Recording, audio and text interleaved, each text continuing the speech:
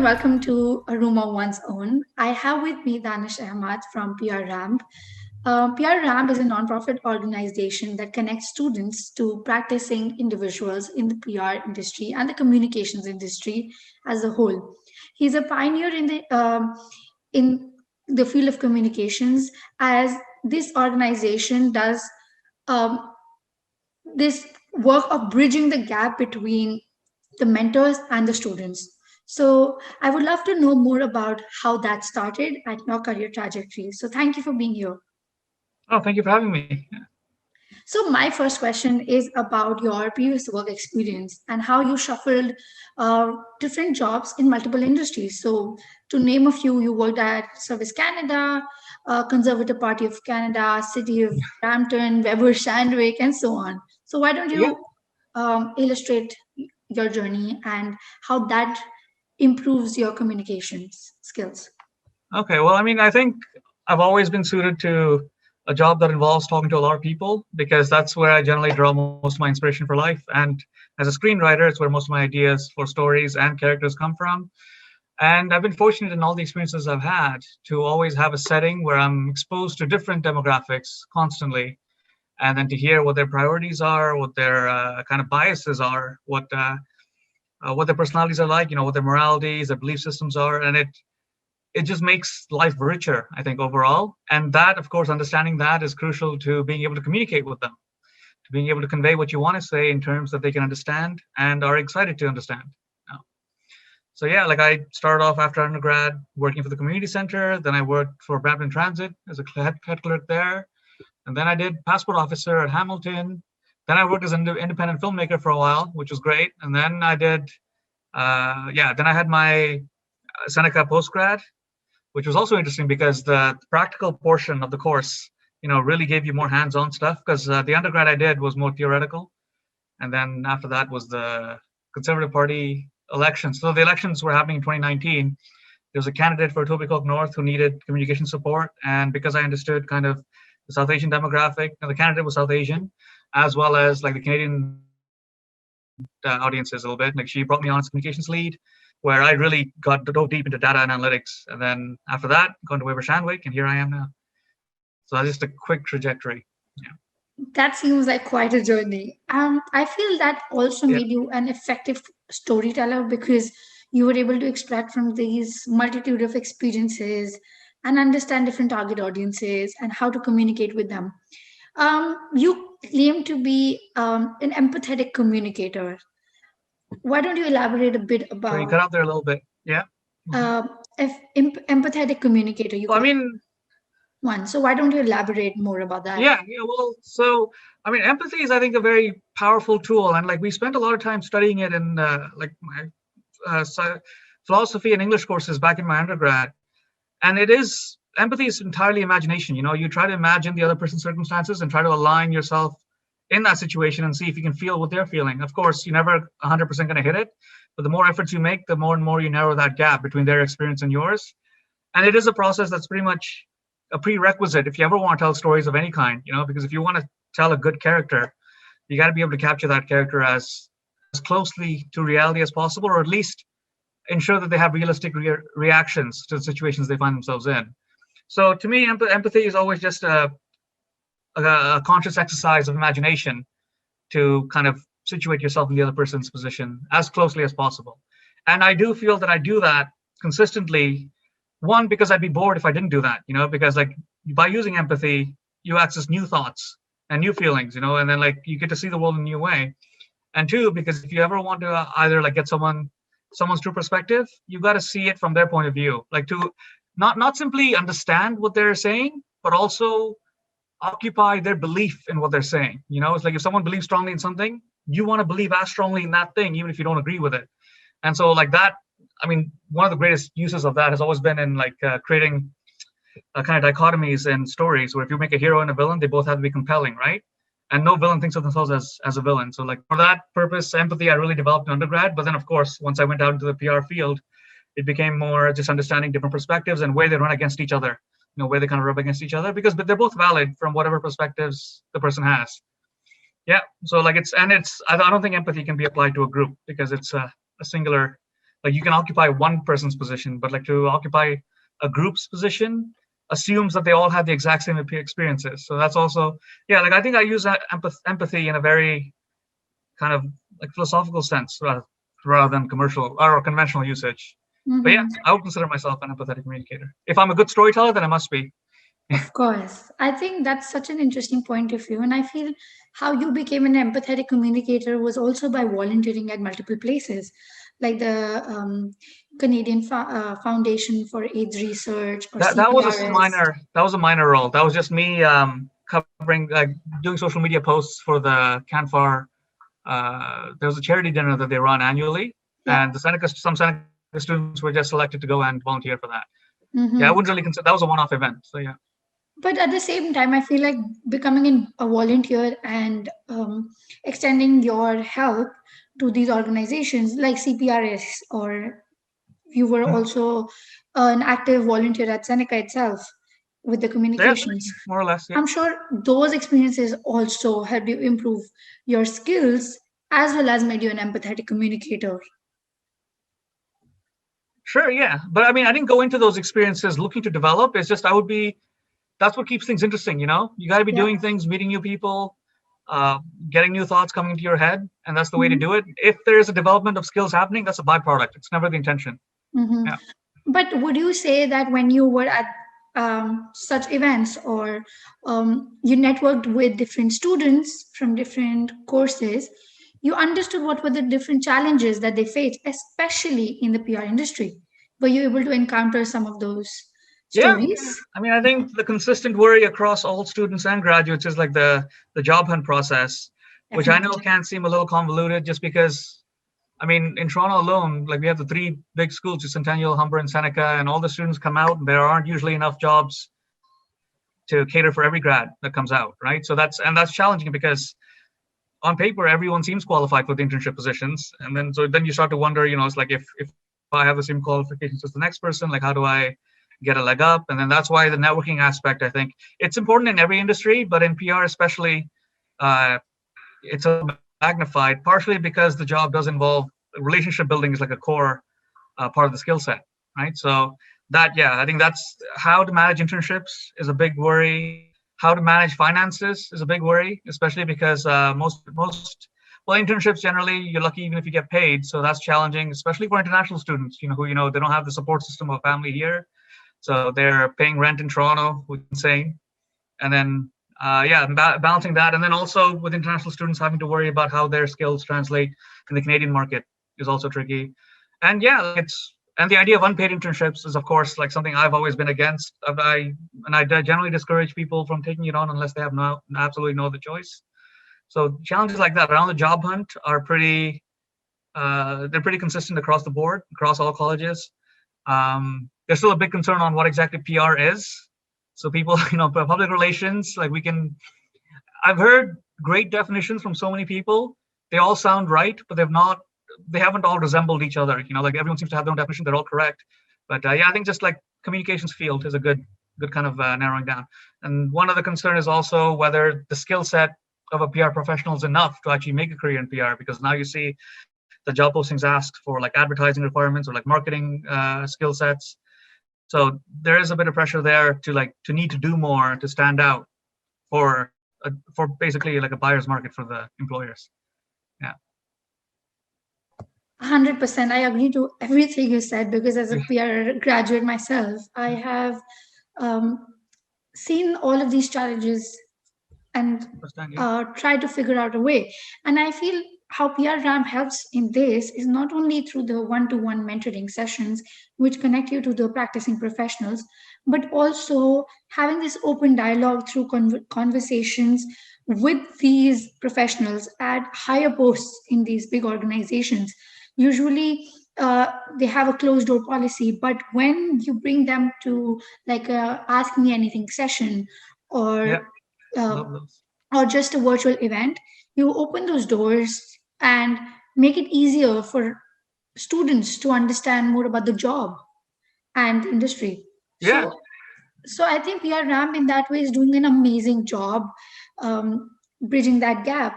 So I want to know from you, where did the idea germinate from? What was the real inspiration behind it? I, I think, well, partially it's the fact that I think like the PR space in terms of networking and even just like communications across professionals, there's a bit of an over professionalization going on where it sounds like the way people message each other is very stiff. It's not very organic. It's not conducive to organic relationships, where I really wanted to kind of create a space where it's more, I just see it as making friends with people in the field. When you go, I can't do that thing where you go in and you expect to talk to someone in the hopes of a job opportunity down the line. Because it's very transactional, and it's not that's not even something you'd be inclined to keep up because it's a chore. Like whereas like I'll talk to professionals because I have an idea that I think they'd be like keen to discuss. Whether or not they give me a job is irrelevant. Now, there's even like people that I love talking to who know I wouldn't be a good fit for their organization simply because of like a disagreement we have on our core styles or like core priorities. And that's okay. Like so like that's the kind of relationships I want to pursue. And I think students and grads also value that, but they don't think that that's what they want. Like, so I purposely want to set up a one-on-one mentorship session so that it can be as open-ended and organic as possible. So whether you use that session to completely focus on skills development and like the professional kind of trajectory, if you want to focus the conversation around that, you can. But if you also want to just talk about your concerns in the field, some of your worries, just knowing that there's someone there who's listening, who can like, relate, who can even like offer like direction in any way, maybe not in the job search, maybe guide you to other people, that there's a lot of value there. And it's my hope that every one of these sessions turns into a long-lasting relationship down the line. And I really wanted to see that. And I also saw that like when I was a student at Seneca, there were a lot of concerns of students that simply couldn't be avoided. Like when there are events run by the associations, there was a cost involved, right? So there was a membership cost, first of all, annually. Then there was the cost of an event. Then there was a transportation cost to get downtown for that event, which is also a time sink of like, for me, it was an hour and a half to get there, an hour and a half to get back. So it was like an evening gone there. And then, of course, if you did the post-grad, it's an intensive program, right? So we don't usually have like evenings free, especially since like 8 courses a year or semester.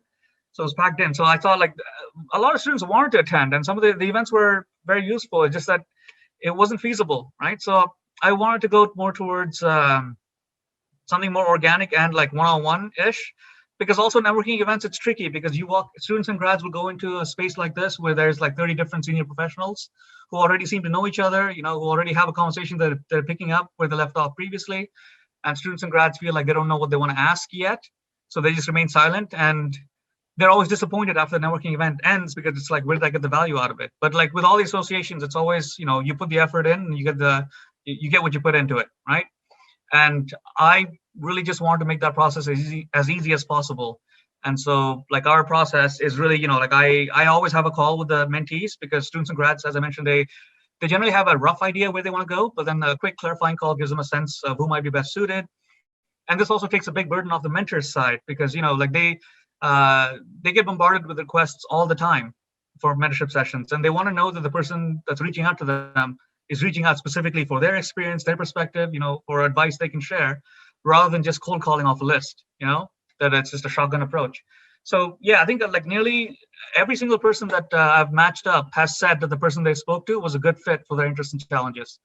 And in a case like that, the mentors are happy and the mentees are happy. Like the mentors don't feel drained by it, because mentors also gain insight from the student grad audience, because they'll be the communicators of tomorrow. And the mentees, of course, get that reassuring tone or professional skills development advice, whichever they're looking for. Absolutely. And that's something that I really appreciate. The few questions that you ask before every session, that helps you match the mentee with an appropriate mentor who can guide them in the right direction. So, for example, if somebody is interested in lifestyle, you try your best to connect them with someone Yep. from the lifestyle realm of PR or communications. So that's amazing. Another thing that I really value is the student community that you've brought along through this on Yeah. Discord. It's not just about the mentee and mentor relationship that you have invested in through this initiative, but also this shared community where um, we talk about our different experiences, our struggles regarding job hunt, school, Yeah. and so on. And there is, of course, great emphasis on how to find that foot into the door and a lot of advice from people who've just found their first job or are starting out in the industry and so on. So I think the community part of it is something that was missing previously and now has been developed through this initiative. Well, see, that's the thing. I don't think the community aspect can be developed by a strict focus on professional development. Like that is one of the aspects of the community that we have. But there's also people talking about video games, about like anime, television, places they want to travel. I find that conversations there really give me insight into the personality of the person, who's typing away. And then if I ever if there's someone talking in the video games channel and I come across a posting for a production company or like a production studio, I might pass that along. Whereas the stricter, it's like if they're in the server to get professional insights and then they get out, the relationship isn't being built. It's when you're able to share your personality with each other, and that community is purely for students and grads, so there's no worry about like whether a potential employer is judging them based on what's being said.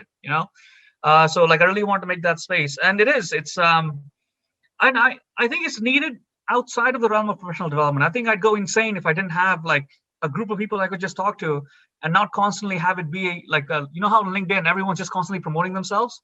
I wanted a space away from that where it's not like I went to an event, now I just gotta put up a LinkedIn caption with a photo saying that I did this, because like that drains you as well. So I just wanted a place where people can just hang out, and alongside that, professional development happens organically. And one of the concerns that we also wanted to address was people are struggling with networking right now, which is like connecting to senior professionals.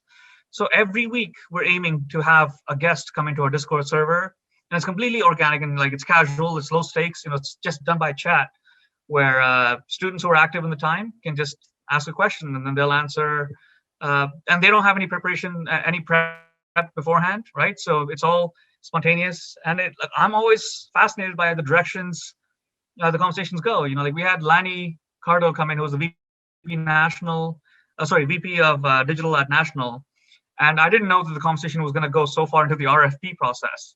That was cool. And then we had Dave Fleet, first guest of the AMA chats, and he spoke a lot about the future trends in the digital space. And I like that kind of organic, spontaneous, like low planning kind of structure, because students can come in and ask whatever they want, And it's been like that complaint is really invalid now, because every week there will be a new practitioner in the server. So like when students ask me, it's like, how can I connect to professionals? Well, in the server, they're there every week. There's a new one every week. And I put out polls and I ask students, who they'd like to see next. So like we've had professionals coming from government, we've had professionals coming from digital marketing, from corporations. We've had them come in from agencies, a lot from agencies, because that's usually where we see a lot of interest. And we also vary, the kind of skill sets they have. Like we've had, and if any of the students in our server want to see someone else, all they have to do is ask, and we try to line it up in the next few weeks. Yeah. And I appreciate that you are so dedicated towards this, that you put so much work and it's consistently there, so that's great. So how do you see it growing in a couple of years? How do you see it developing in the future? Well, I really would like this to be entirely kind of student focused and run. Like I've been trying to push it more and more to be like a kind of a peer support kind of association. I mean, in my head, I think of it as an unprofessional association, because I don't want the kind of professionalization that exists in the field to infiltrate this community, because I want it to be casual, yes, respectful, but it doesn't mean that you have to like talk stiffly with each other. And whenever someone asks for help, maybe it's not necessarily our team members helping, but it's another student or grad in the community who can help. It's like if someone says, I want insight at the specific agency, maybe there's a member who's done an internship there or is currently working there who can answer that. And it should really be like a peer support kind of community. And that's the hope, that like eventually it's just like I've always also been not too fond of like the lines between colleges. Like you don't usually see too many Humber students interact with Seneca students, interact with Centennial students, or like even Algonquin. And so I wanted a space where that line doesn't exist. Like just if you have an assignment in school and you need to talk to a communicator, like you don't need to only ask like the Seneca network for help. You could like reach out and ask for someone from Humber. Maybe they know some contact at an agency. Maybe someone at Centennial does. So I've never been fond of that line. So I really wanted a place where that line doesn't exist. And because when you go out into the workforce, you're going to come across professionals from all of those educational backgrounds, right? And like it is a small field, even though it seems big just because of the number of like graduates we see. It's a very small field, so it's very likely that you'll come across the people you studied with or went to events with, and so it's good to build that relationship as soon as possible, because that's also something you need for your sanity. Because when things get tough, like they're a good sounding board. Yeah. So that's my hope, that eventually the students and grads support each other as much as possible. And that does happen. Like we see job postings shared in our server by other grads. Like our team member always updates it when they can. But like I see events shared by other students and grads that might be relevant to the audience that maybe even I haven't come across, and then I take an interest in some of those. That's the hope, that eventually it's entirely like peer network like that. Okay, I get a bit more clarity on that. Got more clarity on that. I also want to understand how invested as an organization are you and will be in the future in terms of diversity, inclusivity, and equity, and just maybe work a little more about representation or talk about that. See, that's a tricky conversation, because I don't place a specific emphasis on it, because it's how our organization was built from the ground up. Like it's our team member roster is already pretty diverse, and that wasn't by design. That's just coincidental, right? I just looked for what we had a need for. We saw who applied. We saw who came with ideas. Like I think our initial core members, like Arvind, who really loves social media, she came with like graphics ideas, and Lice was there. She came with also like graphics ideas, and she's like great with Canva. And then Ashraf came in with like content editing strategy. Like the racial background was never a consideration for me. But I like, if certain factors are pointed out, I do take them into consideration, but I have not felt the need to put out like an explicit DEI mandate, just because it's not really a problem that I'm seeing reflected on our like team side. Now, among the mentor and mentee roster is where it gets interesting, because when I have that initial call, I ask them like what kind of mentor they'd like to speak with, and I try to word it as open-ended as possible. It's like, what are you looking for? And out of, I think, like over the 200 sessions, 200 calls I've had, maybe 3 or 4 students so far have asked to speak to a mentor of the same racial background. Now, over 50 have actually asked to speak to someone of the same professional background, sort of like educational background. So if someone, if a student came from a journalism background, they want to talk to someone who was in journalism before, and then they went into PR and they found success. They want kind of a representation of that professional trajectory, more so than the racial diversity. And that's tricky, because, like I get a lot of push from mentors to increase the diversity of our roster. But then I feel bad when we have so many mentors who are from underrepresented communities, but the student and grad priority is working for the companies they want to work at. And it would be nice if they were of the same racial background, but if it just so happens that someone who's working at like Microsoft, Google, or any of those big companies is not of the same racial background, they still prioritize them over the underrepresented. And so there's a different issue at work here, because it also means that why don't we have underrepresented community members in those positions at those like well-known companies? But I'm not making a push, because it doesn't seem like it's what our community is looking for. Now, that can change at any time. If suddenly I have calls where students are asking, I want to speak to more people of this background, then yes, then I'll put out a call based on that. But if there isn't a call, then like my purpose is just to give the students and grads what they're asking for, and not what I think they should be asking for. Like I don't ever, like even in our mentorship process, I'll suggest some mentors, but in the end, the mentee decides who they'd like to speak to. Makes sense. That is a very important dialogue to have. It is not necessary that there will always be problems to solve, but I think conversations are a great way to get insight into how things are playing out in your organization, in another organization, and the industry as a whole. So I think that's great that you are able to see these patterns and address them with an optimistic point of view. Of course, my final question is, as somebody who has spearheaded such an organization and is deeply involved in the PR industry, what would be your tips for PR students or graduates who are completing their school in such an unprecedented time of the pandemic? Networking opportunities have changed direction; they're completely virtual now, and there are things that are quite different, like the job market stops and then it's open, and it's so unpredictable now, right? So what would be your tips to those students? I think one of the things that students and grads really need to realize is that they have value. Like, whenever they go into the conversations with mentors, they always see themselves as kind of like the lower down, and then they're talking to someone higher up, and they should be more, I guess, reverent or something. But they need to realize that they have value too. Because I talk to a lot of these students who have undergrads, who've done like 4 years experience in like a health degree or like a psychology degree. They have more knowledge in that space than like a professional who has maybe studied that topic to get up to speed with a client, you know? So they can speak from a place of equal value or greater value, depending on their area of expertise. And they need to realize that and speak in that way, because it's not, when they reach out to someone, it shouldn't be that you're asking them to give you a favor, to do you a favor. It's more that you're trying to go in, and actually have a conversation that's of value to both. And then the other thing is, I think students and grads also need to just get away from this idea of like yes, there's competition for the jobs, but that's just going to cause you unending stress, and you should focus more simply on helping each other wherever possible, because they'll also help you if they can, and if not, it doesn't matter either. But it'll just like be immersed in the field, see what the opportunities are, see what the trends are, and if you find opportunities that may not be suited to you but suited for like your fellow peers, guide them along. And what's that saying, the rising tides raise all ships, always add to the water. Like the higher the water goes, everyone rises up. Okay, and so that I think is one big thing. And networking doesn't need to be a chore. You see it as making friends. Like I would personally go insane if I just like did not talk to new people constantly, and do it without any explicit purpose. Like talk to people at organizations you like, maybe talk to people whose personalities you enjoy, talk to people whose personalities you may not enjoy, because they'll give you an opposite perspective, and just do it for fun. Like there's maybe you build really great relationships with people who you'll never work for because the styles are different, but they could be great friends nonetheless.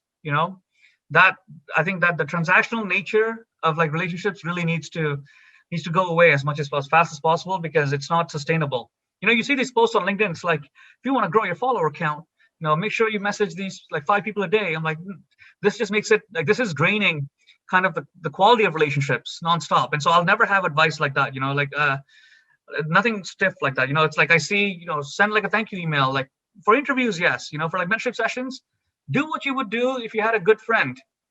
If you want to maintain the relationship, like when I have randomly an idea that I think is relevant to PR, I'll message someone who I think would be interested in discussing it. It's not that I formalize the process. It's like, hey, I have this to discuss, and then afterwards I send a thank you email. The more you can move it to a personal relationship, the better. Not necessarily for the job search. That may help out, like that may result, but focus on just people who make you enjoy being in the field. Like help you enjoy being in the field, and that's one of the greatest assets of PRM. It's about being in contact with so many amazing personalities who have made me excited for the field. And they've also helped me realize places that I may not be suited for, and places that I may be more suited for. Like I've realized that I have more of an interest in data and analytics now after talking to Kyle, who was the VP of strategy at Weber Shandwick. The way he described like the stories he drew out of data pools, like made numbers interesting to me, and I've been trying to get into that space. And I never went in looking for that, And so like that kind of mentality is what you want to have. Like it's like I see that a lot with mentees. It's like I want to talk to this mentor at like the big agency, or like I want to talk to this mentor at this corporation, and it doesn't seem like they would actually enjoy working there. It doesn't seem like the skill set suited there, but they're like forcing it. I'm like, well, that's just going to stress you out in the long run. Don't focus on that. Find the fun people, and if you enjoy their personalities, chances are you'll enjoy the work they do as well. And then you could probably see yourself in a role like that. So I think I went on there for a while, but that's my general ideas No, on that. those are excellent tips. I would like to add to that and say that networking, of course, shouldn't be a chore. And one thing that I have felt through and benefited from through networking is that I've spoken to people from different industries with different Yeah. kind of jobs. I love speaking to people from the field of communications and PR and marketing, but even though I am really inclined towards lifestyle and stuff like that, I make sure I talk to people who are doing internal communications Yeah. or things that I may not know much about, because that gives you um, so much more insight and knowledge about Yeah. a field that you don't know about, and that Yeah. gives you more clarity about what you may or may not like. One of these conversations actually led me to pursuing my second program in social media marketing, because Right on. Yeah. through one of my conversations with somebody who did strategy at a well-known agency, I realized that that's something I want to do. I want to develop campaigns creatively and strategically. So I pursued that. And I Yeah, think that's the main benefit of networking, more than just adding people or increasing the number of people you know in the industry. It's yeah, about the yeah. value you get. Yeah, Yeah, because I yeah, feel it's about more about the value you get from a conversation.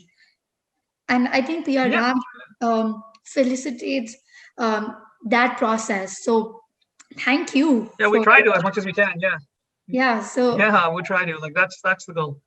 yeah, I would love to congratulate the team for doing this and helping PR grads across Ontario, I would say. Um, Canada now.